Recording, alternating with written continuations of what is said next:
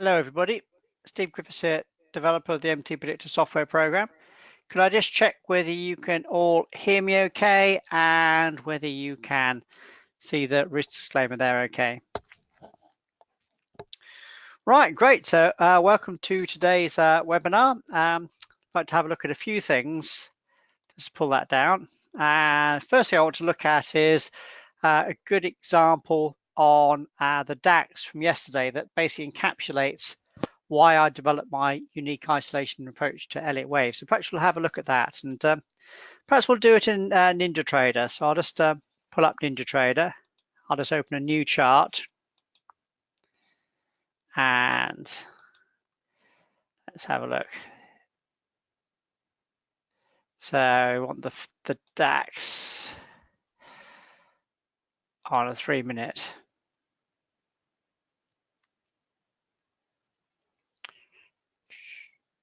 Oops, sorry, my mouse is not working very well.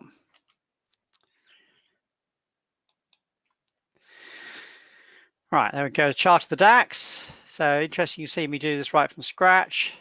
So now I'm going to load an MTPredictor template on here. I'm going to use the 24-hour chart. I'll load that on right from scratch. You'll see this from scratch.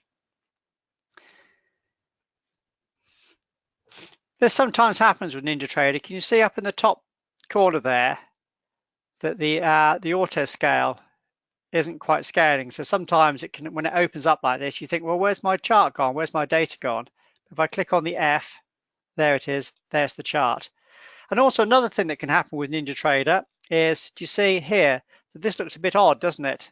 The chart's scaling, but these look like they've got off the chart here.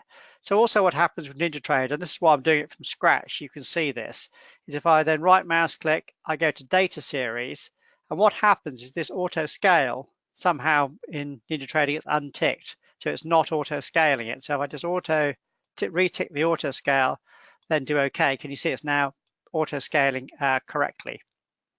So I'm just going to zoom in a bit. Right, let's just maximize that up to make it a bit bigger. So I want to go back to yesterday, and I want to go back to yesterday to this TS3 here. Actually, that's not the contract I want, that's the mini DAX. So I want to just go to the normal DAX. Have I got that here? That's futures. Let me just put that in a sec, hang on a second. Tools, instruments lists, futures, FDAX, that's the one I want.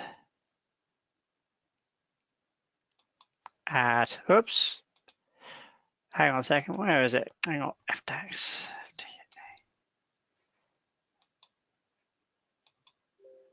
Hang on, is it already in the instruments list? Oh, it is in the futures. Okay, sorry, it's already in there.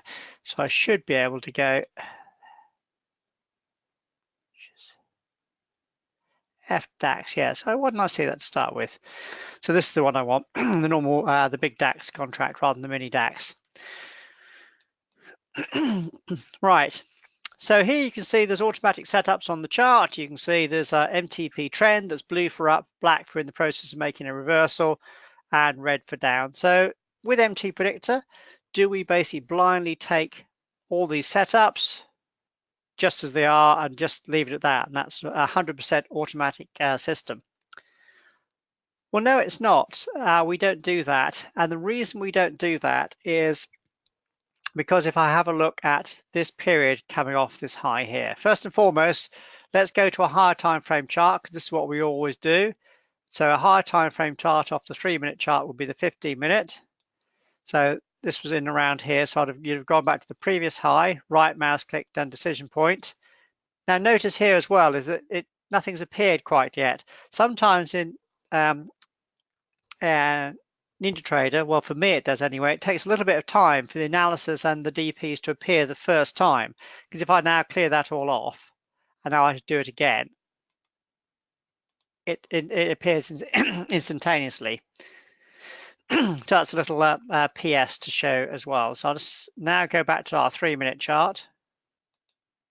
So what are we actually looking for?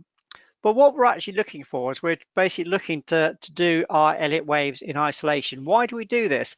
Well, it's basically over the last sort of, 32 years. I think I've been in the markets now since 1987. I've noticed that basically there are periods when the markets are really nice and clear, and we'll have a look at this TS3 W3 cell here in a minute, but there are periods when the market is not. And what I then came to realize is, well, why on earth would you want to be trying to do analysis when the market's not clear? So let's perhaps have a look at that in a bit more detail. So let's start our analysis here. We're starting this at a higher time frame resistance. So that's what we're doing. We're picking to start our analysis here. And this is different to the way Elliott wave is normally taught, because Elliott wave is normally taught that basically once you've found the pattern, you then know where the market's going because all patterns fit in together. But I've basically broken that and saying it doesn't work like that, because there are periods when, just bear with me for a second, if I right mouse click on this bottom here, if I do Elliott wave major, just bear with me for a while, it just waits for a second.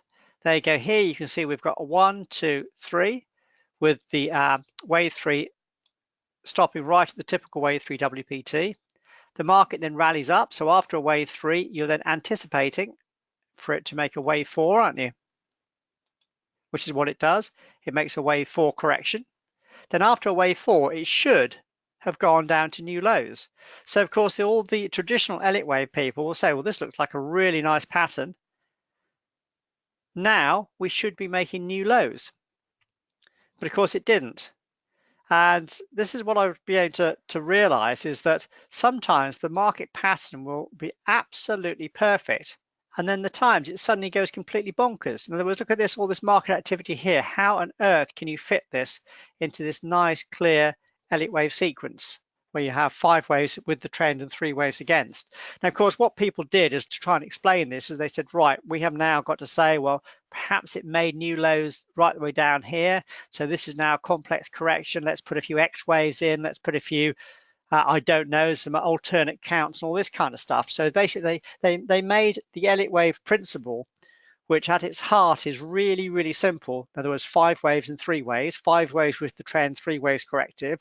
They made it overly complicated just to try and to fit in to something that they thought would be 100% predictable.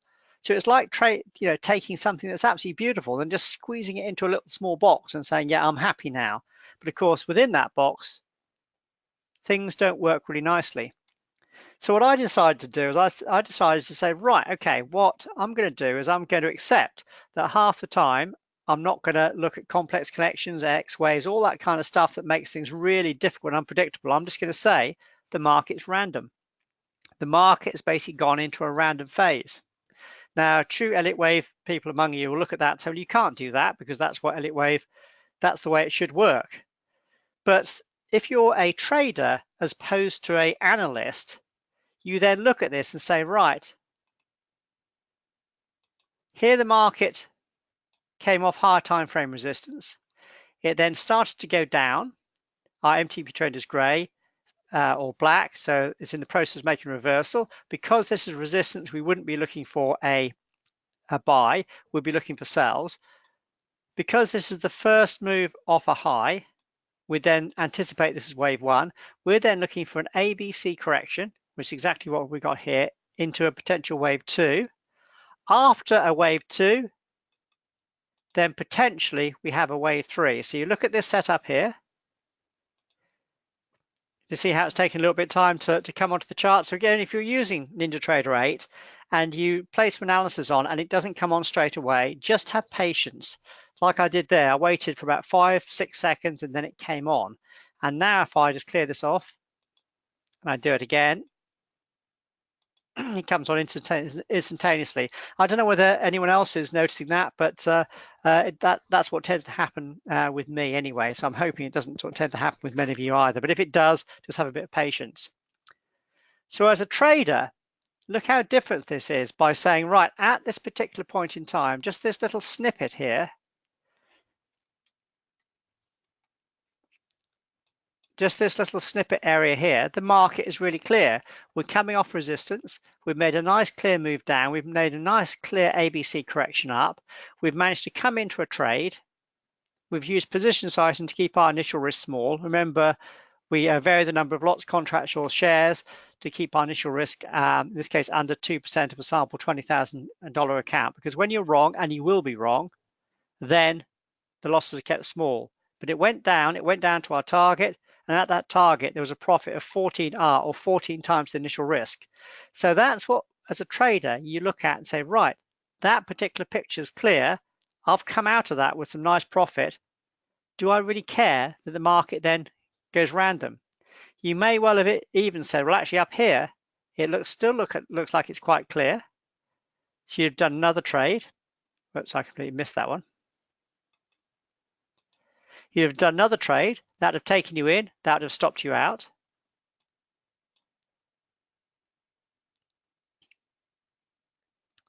You've then done another trade here. You wouldn't have done that that next history triangle. See this little triangle in there? You wouldn't have done that second one because you'd have still been in this trade. That was just a double top. So you'd have actually made a losing trade here. Remember, losses can and will and do happen. It's always important for people to look at losing trades. But of course, this one here, well, actually, it was actually telling you that the risk was too big. So for 2% of a $20,000 account on this full DAX contract, you'd have actually been kept out of this, but it was too big. But let's just assume that this was a loss. If it was, it would have been a 1 risk unit loss. Compare that to the plus 14-hour profit earlier. And can you see how having small losses and large profit is definitely the way to go as a trader? You may then want to have said, actually here, that it's still sort of clear. You're now in a trade. It starts to go with you. It sort of bounces around and doesn't really do anything. And then you probably come out possibly for break even as the day goes on. What would you do with these trades later in the day? You'd probably look at this and say, I really have got no idea what the market's doing now, and therefore it's random and you just forget about it. So I thought that was a good example that encapsulates, and like it is at the moment here, I mean, what is the market doing at the moment? It's just completely and utterly random. You just don't really know. And I mean random by not behaving as you anticipate, not random, that's just going up and down. So that's what we're trying to encapsulate with MTPredictor. Yeah, Kevin, that's exactly right. Kevin said, do we basically trade off higher time frame DP support and resistance zones? What we're looking to do is we're looking to try and decide when the time frame you're trading becomes clear. So if you're, say, trading a daily chart, you would then look to the weekly chart to place your DPs on. Perhaps an hourly forex, you'd look to the 4-hourly chart. So you look into a higher time frame, you place your DPs on that higher time frame. Then when the market makes a reversal or starts to become clear at that particular time, perhaps it did earlier here. Can you see this? It came into that resistance area there. So there was a red sell bar, and that had a huge risk. Look at that. That was like double what your 2% risk would be. So here's where the software would have kept you out of that one totally. It just said, don't take that. The risk is too big. You don't want to be messing around with that one. But once it then makes a meaningful reversal at your higher time frame support or resistance, you then deem it as the picture then starts to become clear. Just imagine it like driving in fog. Suddenly the fog clears and suddenly the picture's nice and clear. And then you can look at this and say, right, okay, when the picture's clear, I'm then looking for lovely, clear, clean patterns, just like we have here, to then take your trades. If the pattern's not clear, like a bit later on, like what on earth is it doing all the way up here, you stand aside. So you imagine that you're basically in fog half the time, you can't see what the direction is, and you stand aside, knowing that the market will then become clearer within snapshots, within that sort of fog, if you like, to then have your clear, clean trades.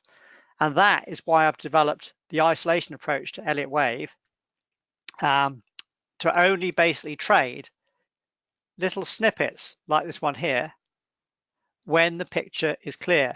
And to me, I thought it just makes absolutely no sense throwing Elliott Wave out when you know full well that it doesn't work at times, but you also know full well that there are times when you get absolutely clear snippets within it.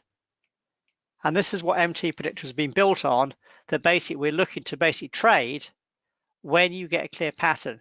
And as you've seen, that doesn't mean that you'll make winning trades the whole of the time. It means that when you have winners, as we've seen over the last few weeks, we're looking to try and run them so your profits are large, not large just in dollars, but large in relation to the initial risk. But when you're wrong, or I won't say you're wrong, I'll say when the market basically goes against you, you're then stopped out with a small loss. Are you looking at this TS1 here, Emil, a bit later on? Emil said, would you take this TS1? Probably not, Emil, because at that particular point in time, is it coming off a clear pattern? Well, the MTP trend is red, which is fine, but what was the clear pattern or the clear trend before that? This has come down, made a nice 1, 2, 3, gone up. You're in a choppy wave 4 that's extending out. It's not really clear.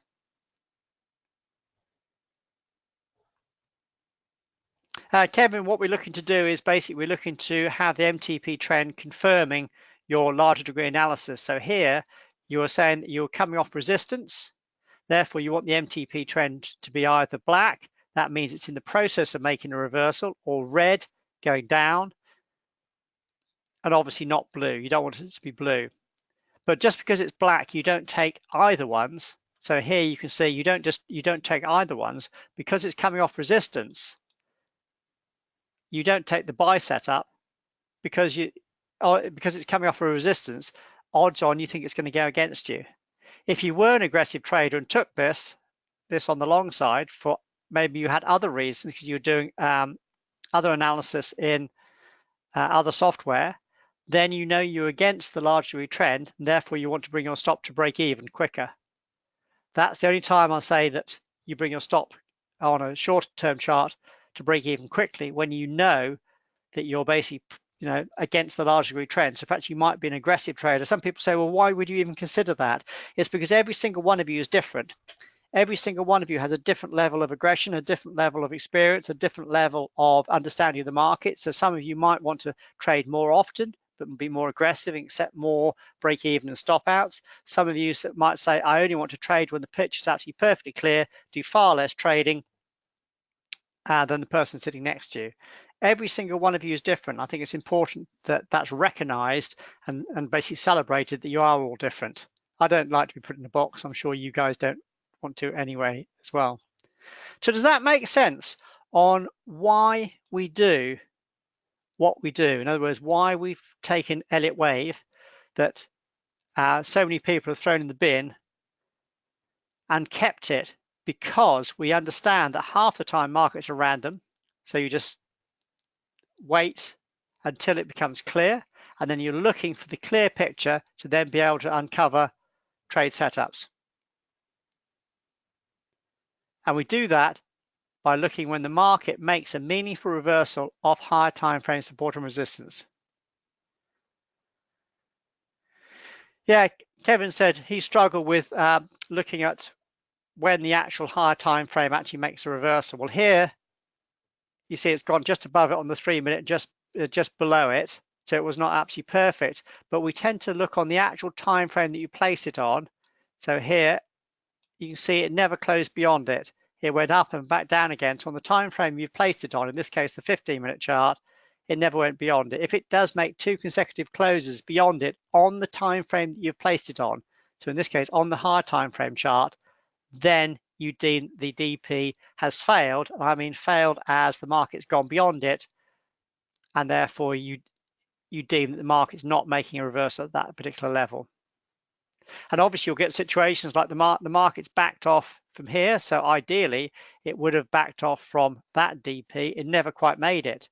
It rolled over. It would be nice to be short on the way down here, but because it didn't come up to high time frame resistance, the market was not clear. Therefore, you would not be looking to take a trade, and you would be standing aside. Because if I now count down to the 3-minute chart, see there's the high time frame resistance. The market was coming down. Even though it moved, you basically wouldn't have done any trading. And you can see the MTP trend was actually red, and it was all potential buy setup. So these are ones you just totally and utterly avoid. So hopefully this makes sense. I must admit, I do find it very frustrating when people buy MTPredictor, and they never come to our training because they never understand why I've done what I've done in the software. And hopefully if you do, then it makes sense. If it makes sense, you can then apply it. As Sylvian says, trading is waiting. You're absolutely dead right. The most important thing being a trader is patience and discipline.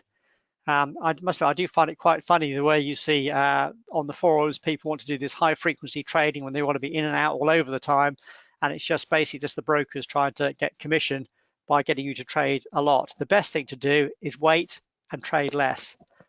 Virtually every amateur trader that I've ever met has basically the biggest failure has been over trading.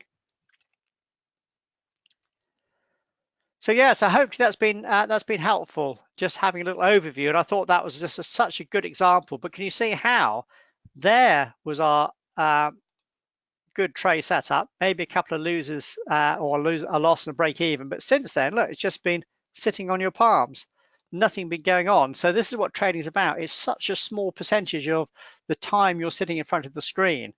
You know, when you work normally, you're basically employed to go to a job and you work when you're at the job.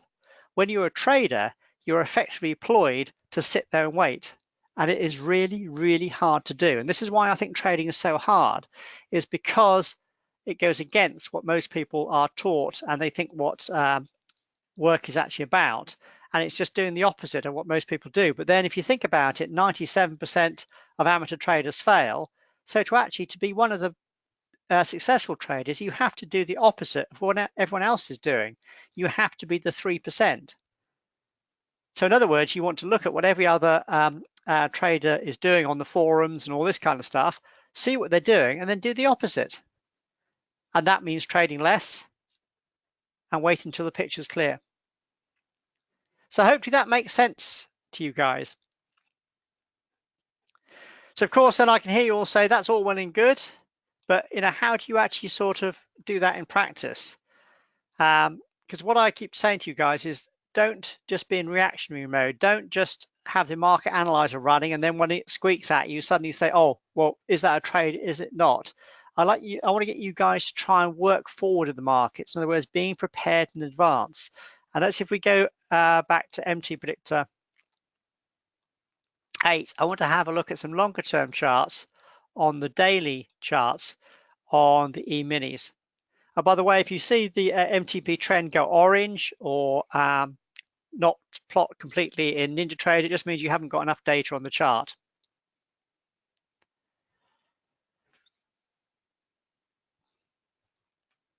You mean on the NinjaTrader chart, Kevin?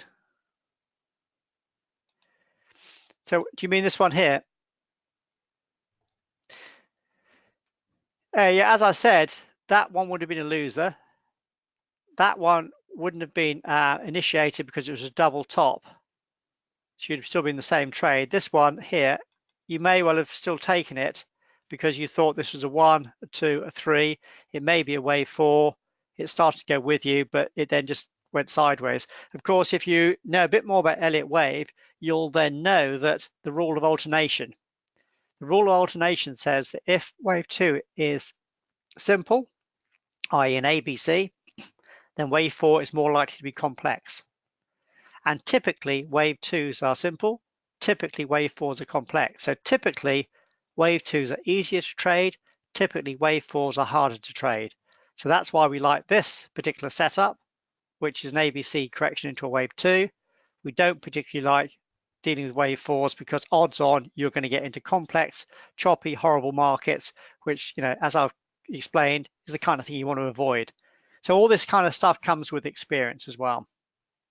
If you want to learn a bit more about that, Kevin, if you go to our MTPredictor website, look on the resources tab. I'll show this here. There's all the stuff about Elliott wave theory, Elliott wave rules on the main website. So you can have a look at all that as well, if you wish. I don't want to get people bogged down with Elliott wave because some people just find it very tedious and boring. I want to just concentrate on clear picture, having trade setups with a small initial risk.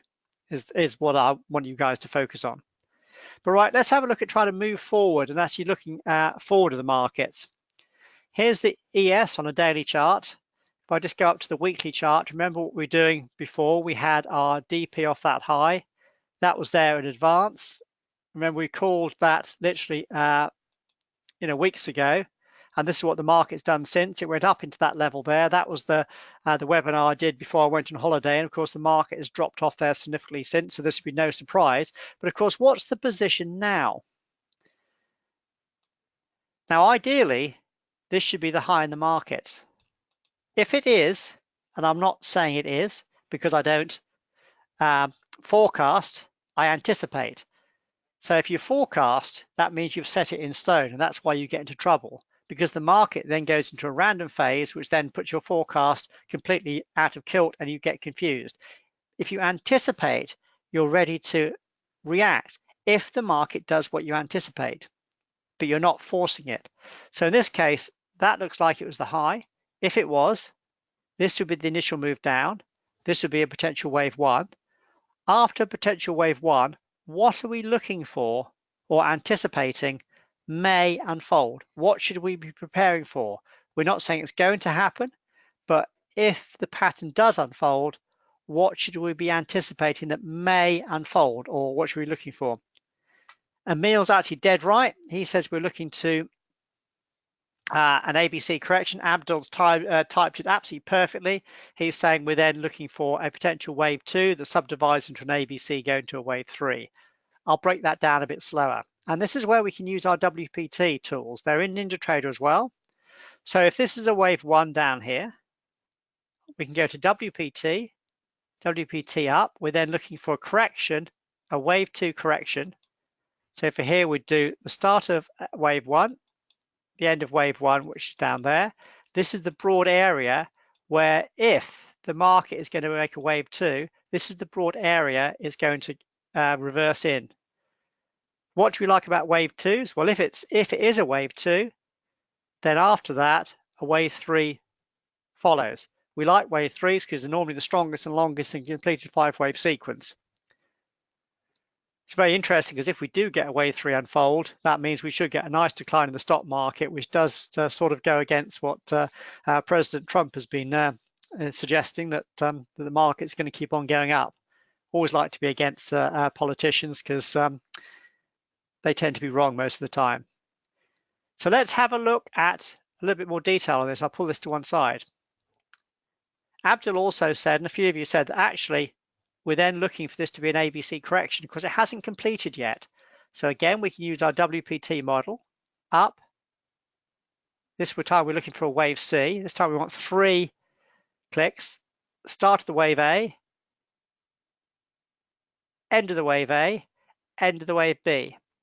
Suddenly we have a couple more levels on the chart. Can you see we haven't reached these yet? These would be the 2 areas where if we get an ABC correction, we would be potentially looking for a automatic sell setup coming up here. Both of these are in the broad wave 2 or B area as well. But can you see how you've suddenly started to project or anticipate what may happen? It's like laying your trap. You're then putting these on and saying, well, if the market gets up into here, I then start to be more aware for looking for potential sell setups. If it doesn't, well, the traps hasn't got sprung. We then have to wait for another trap with another market, another time frame. So we don't know where the market's going to get there. Yeah, Kevin, if it gets up into this minimum wave C and you then get a red sell bar, then it probably will generate an automatic setup. But that's what I'm trying to get you to anticipate, is that we're trying to look in advance to then be prepared for what may happen. So then, it's not a case of just having your scanner here and be in reaction mode to your scanner. It's trying to sort of start to think and be prepared for what may happen. Now, I'm not forecasting that's going to happen. Okay, that's the big difference. I want you to really understand the difference between forecasting, which sets it in stone, which normally goes wrong because the markets can go random half the time, to anticipating. In other words, having these levels here, just ready for it. So it'll be interesting to see what the market does. I mean, today it's sort of declining down a bit. So of course you look at that and say, well, it's not doing what we anticipate, because this is a daily chart and we've got a few more days before this could unfold. So do you see what I'm trying to get you guys to do with MTPredictor, and how you can use the tools within the software to start to build pictures and start to anticipate and get ready for potential trade setups. You're not in reaction mode. It's not like you're sitting on the edge of a river or something and then suddenly a fish goes past and you say, oh, I haven't put my hook in and I missed it. It's like you want to get there ready. And that's what I want to try and get you to do. But of course, don't be disappointed if the market does not do what you anticipate. Just think in the mindset that actually it's now gone into the random phase, and that's when you want to stand aside.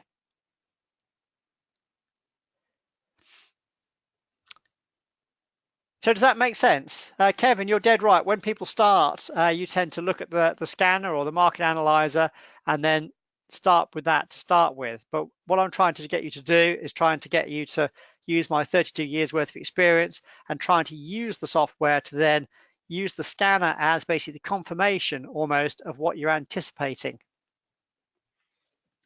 If you start to do it like this, you'll find that MTPredictor starts to become a very powerful tool.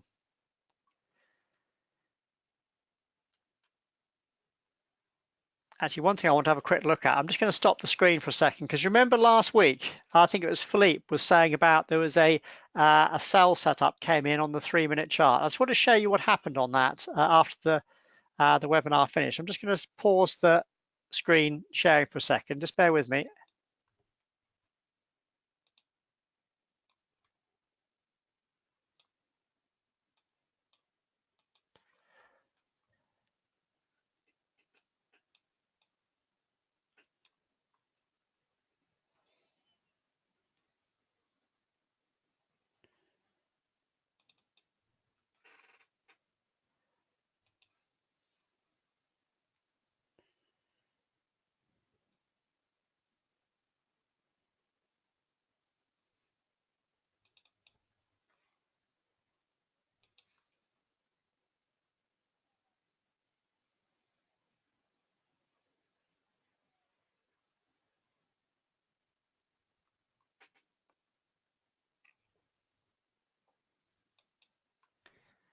Hi, I'm back here again. Can you hear me again? Yeah, I was hoping that I'd taken a screenshot of that DP from last week. I think it was on the NQ, wasn't it? I don't know whether I can actually go back that far enough in the charts. That's why. Oh, there it was. That's it. That's the one from last week. So do you remember that? We were having a look at that. Or was it that one? No, it wasn't. We go back further. But the DP came in quite nicely. Where was it? I think this was the day, wasn't it? It was August the 6th. Yeah, here it was. So that was the DP sell we had come up last week, and we were just talking about that. And as you can see, it did go down to the first target for a 3-hour profit quite nicely. So that happened basically as the webinar last week was actually closing. So I just want to go back and just show that. Just seeing that unfold. So it's quite nice that did actually unfold as anticipated. By the way, if you add more data to your chart, if you're using MTPredictor 8, you see what I did? I scrolled right to the end, and little A came up in the corner, and that allows you to load more data. So you can do that, but what I suggest you do is you ought to reset your chart back to the default, because if you have too much data, when you then change the time frame or you try and load the chart, it will have to go through all these setups and do the calculations, which takes ages. So if you right mouse click, do chart options, see there it's gone bars to load 1600. Ideally, we want 800 in there. So just change it back to 800 and then do OK. And that will then go back to 800 and you can then just zoom in and go from there. So that's another little tip just to keep MTPredictor 8 moving smoothly and not getting bogged up by being basically having to do too much analysis. That can happen in NinjaTrader as well. Is if I go to our NinjaTrader chart, and if I right mouse click and do data series in NinjaTrader, you can see here I've only got 5 days loaded on a 3-minute chart. The most I'd suggest here is 15 to 20 days. Bear in mind, we only need 800 bars to do our analysis. So I've seen some people come in here on a 3-minute chart and expect it to load like 300 days. And you can imagine how many 3-minute bars there are in 300 days and how many setups there would be and how many calculations there has to do for that. So just bear in mind, computers only can do a certain amount in a certain time. They're not limitless. So if you ask it to do too much, it will slow down and will bog down. So just be very aware of that, that if you notice that your NinjaTrader chart is perhaps slowing down, just be very wary of the amount of data history you have loaded, and just keep that sensible. Basically, 800 bars is basically what we're looking to do. So yeah, so quite a few tips and tricks today. So I hope you've all enjoyed the tips and tricks. And I quite like this occasionally, is that you can get some tips and tricks on how to use the software a little bit more efficiently, and also try and understand what we're doing and why we're doing what we do. Good example here is on the NQ. I mean, would you be looking to take these setups here? Well, probably not, because what is the picture on the NQ? I mean, when you first look at this, you say, oh, sell setups there with a red MTP trend, therefore you'd want to take them. But what I say to you is stop, whoops, go to the higher time frame chart, and then put the higher time frame DPs on. Now, you know, where would the DPs be from? Well, probably from that last high there, which you haven't reached. So, you know, there's no high time frame resistance. Perhaps you'd now place a DP off this particular high here if the market rallies, but it hasn't reached it. So you see what I mean? There's no clear, clean picture on what the market's doing at this particular point of time on the higher time frame chart. So if that's the case, what's the large degree picture on the 3-minute chart? Well, it's unclear. It's unclear because you don't know where it is in relation to these higher time frame support and resistance levels. That's why I say to you, don't just use the MTP trend. Use the MTP trend as confirmation. So in other words, if you want to do a list of priorities, first and foremost, it's the higher time frame support and resistance. Then it's the MTP trend for confirmation. It's that way around. It's not MTP first, DP second. It's DPs first, MTP trend second. Does that make sense? We do that because this is just an indicator, and the indicator is on the chart 100% of the time. And as we know, half that time the market will be random. Therefore, half the time this MTP trend will be wrong because the market is random. I've tried and tried and tried so many algorithms over the years to try and only plot this when there's a clear large degree trend. But the best thing for doing that or seeing the large degree trend is the human eye. It really is. This is why I teach this week after week, because people say to me, why don't you just automate it? Well, I don't automate it because it's so hard to do. That's why we stick to basically putting this on the chart, and you do it by eye. And also, as I've said, you're all different. So what you see as the large degree trend is basically different from one of you to another, because how some of you are aggressive and some of you are not, some of you are more experienced, some of you are not. You're all different. And that's why I want to get you to look at the charts yourselves and get you to almost go back to the old art of tape reading. In other words, looking at the chart. And then you can use this MTP trend basically as a confirmation. Sorry, Emil, can you hear you okay? Perhaps you need to log out and log in again. Anyway, we're coming to the end of the webinar anyway.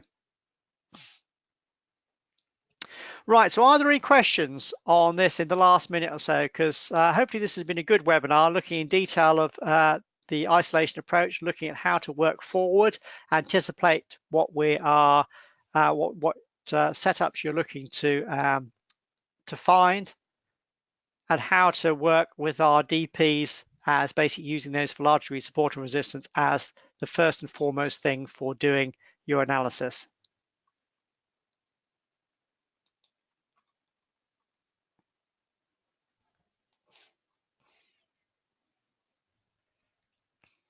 Yeah, all the E-minis are quite random at the moment. It's very difficult to see any clear pattern on these, so it's one of those times where you just be standing aside. In fact, yesterday was quite a choppy, hard day yesterday. The only thing was on the NQ, which was nice VS sell at the high there, but otherwise the markets were quite choppy.